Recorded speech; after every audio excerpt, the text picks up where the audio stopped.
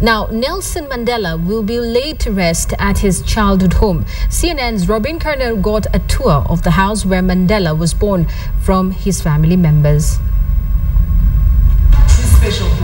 Inside Nelson Mandela's rural home, his daughter says there are reminders of him everywhere. This is Tata's special chair, and it will sit like this, you know, with a cushion here because he enjoyed looking out in the hills. It's in these hills that Mandela will be buried. And even when my father was in jail, he had most fondest of memories about Curnow. And he really wanted to die here. She says he was always a country boy at heart, and so his official state funeral will be held here in this tent on the farm that he loved. 4,000 people who are eventually going to congregate over there. A challenge to plan, with heads of state, royalty and celebrities all making their way along the back roads to his rural resting place.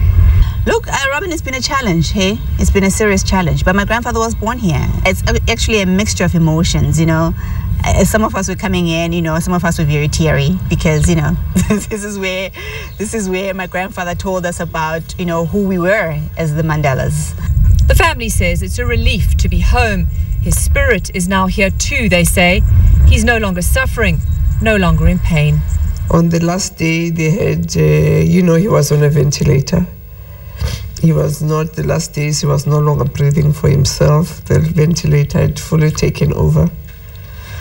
They had pushed it to the limit. And I think he was tired. But she says he fought until the end. The doctors and nurses helping him in his last battle. I've never seen so much dedication, Robyn, in my life to another human being. I'm sorry. And sad, but I was happy that it happened that way. And that at the end of his life, we were given the opportunity to be with him. They are with him here too. As Mandela's final resting place is being prepared up there on the hill, he makes his final journey home. Look, he loved these hills. He really believed this is where he belonged. Nearly a century after he played in these fields as a young boy.